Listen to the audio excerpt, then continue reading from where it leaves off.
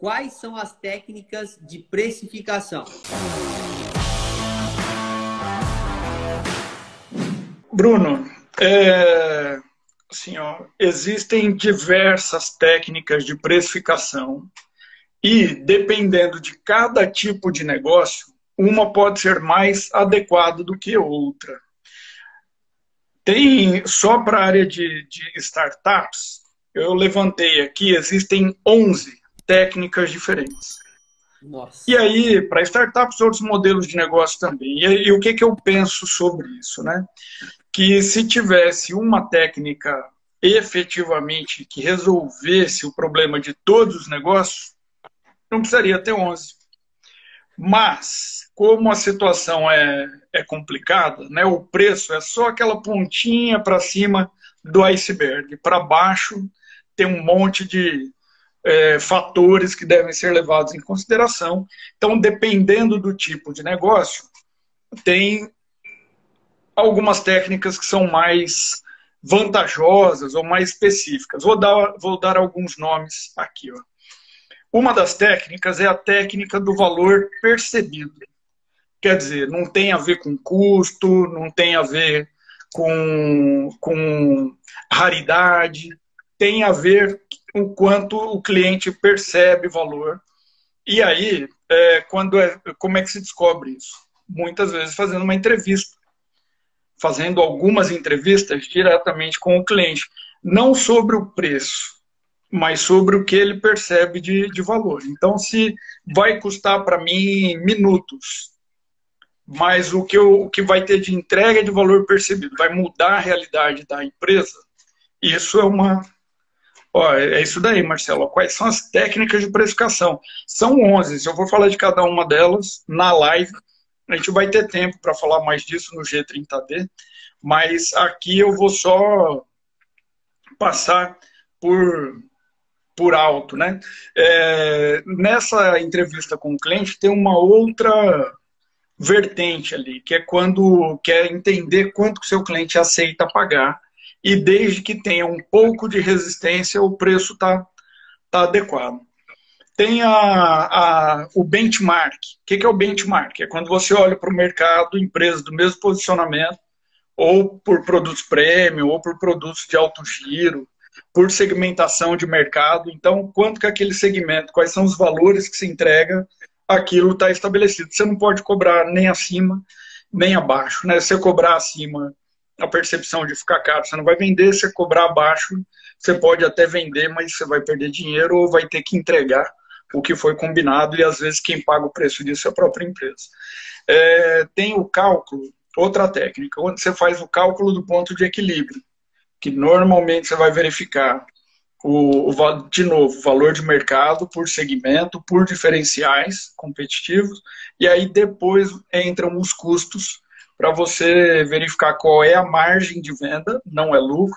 Um erro muito comum das pessoas entenderem, né, é que é lucro com uma questão conceitual ali, porque a margem, enquanto você não pagar o custo fixo, quando você não tiver volume de venda suficiente, você não vai ter lucro.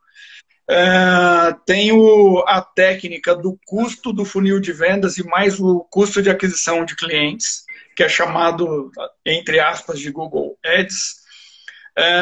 Tem a técnica de ancoragem ou comparação por valor percebido com o seu concorrente mais caro. Por exemplo, se eu vou vender o que a Apple vende e eu entrego um aparelho similar, mas eu posso até fazer um comparativo indireto de preço, lembrando ao meu cliente que eu entrego o mesmo valor, só que eu tenho essa referência de um outro produto que custa muito mais caro, posicionamento de mercado.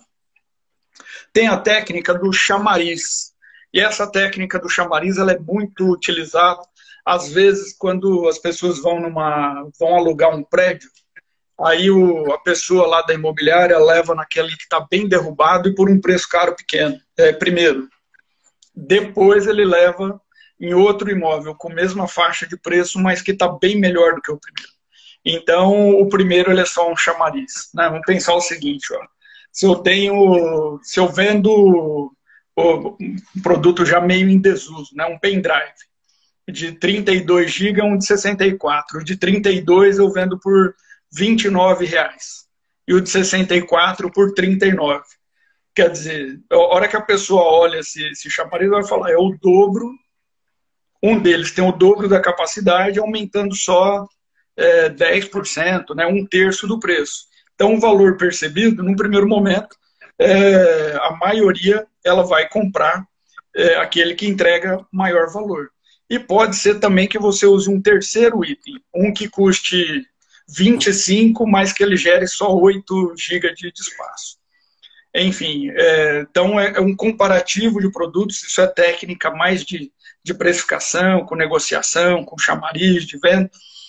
Outra é quando você tenha um escalonamento e é do tipo faça você mesmo. Né, o que está por trás ali é o faça você mesmo. Que é assim, ó, se eu vou vender o mesmo conhecimento através de um livro, que ele pode ser reimpresso e o resto da vida, isso tem um curso, isso tem um valor. Se é um curso online, tem outro valor. O mesmo conhecimento num curso presencial, numa consultoria ou numa assessoria, né? Então, é outra maneira ali. Tem uma técnica que ela envolve os custos de distribuição e de vendas ao ser compartilhados, muito típicos, por exemplo, das redes de afiliados. Que então você tem que ter um custo aumentado para você poder dividir entre as partes que vão fazer a venda. Uma faz a venda, outra faz entrega e por aí vai. Tem a técnica de entrante quando vai para competição. Quer dizer, eu vou para entrar no mercado e desafiar o mercado. Aí pode ser que eu entregue algo similar com preço menor. E tem outra técnica que é com desconto por tempo de relacionamento. Quer dizer, aí depende, como eu falei, né, depende de uma série de fatores, depende do modelo de negócio, mas assim, ó, para simplificar a conversa, o que a pessoa tem que ter de referência? Que o preço, ele traduz a primeira e única lei de mercado. É a lei da oferta e da procura. O que significa a lei da oferta e da procura? Significa que quando tem várias empresas oferecendo o mesmo item, o mesmo produto, o mesmo serviço, e você tem várias oferecendo e tem poucos clientes, o preço vai cair. Se tem pouca oferta e muita procura, o preço vai aumentar. Quer dizer que o que é raro tem preço maior, valor maior, e o que é comum tem preço menor. E aí isso, até o Zarri estava falando hoje, né? Como é que fica essa questão da precificação num momento delicado como que a gente está vivendo, de pandemia, em que o mercado retrai, em que existem menos clientes, e aí se tem menos clientes concorrendo pelo mesmo produto ou serviço, o que fazer? A gente tem um costume, Bruno, ruim, uma cultura ruim, de oferecer um monte de desconto para ver se o cliente compra. Por que é ruim? Porque você gera uma cultura de relacionamento com o seu cliente de preço baixo. Então, a gente tem uma cultura do desconto que acaba meio que regrando a relação. E aí vem as tais Black Fridays. E hoje, Bruno, a minha visão é o seguinte, ó, não desfaça do que você tem. Não jogue fora o seu estoque. Porque se você entrar nessa de cair procura e aí para vender você baixar demais o preço, sim, você vai ter que aumentar demais o giro de venda só para pagar o seu custo fixo. Então, daqui a pouco você não vai ter nem o que vender. E na hora que você for comprar para repor o seu estoque, pode ser que você pegue um valor atualizado e tal. Então, desde antes da pandemia, eu costumava recomendar para pessoas, e aí muita gente falou, trabalhar com... Você mesmo falou isso, trabalhar com roupas femininas é complicado, porque tem a coleção, aí aí de uma estação para outra, como é que você vai fazer, né? Para se desfazer do seu estoque, se ficou micado, não conseguiu vender, não dá para você reaproveitar. E aí o que eu descobri? Que existem algumas peças que são básicas. Estas aí vale a pena você guardar, deixa até a próxima estação. Na hora que começar a recomeçar o próximo ciclo de vendas, todo o negócio ele flutua, né? Muda e tal.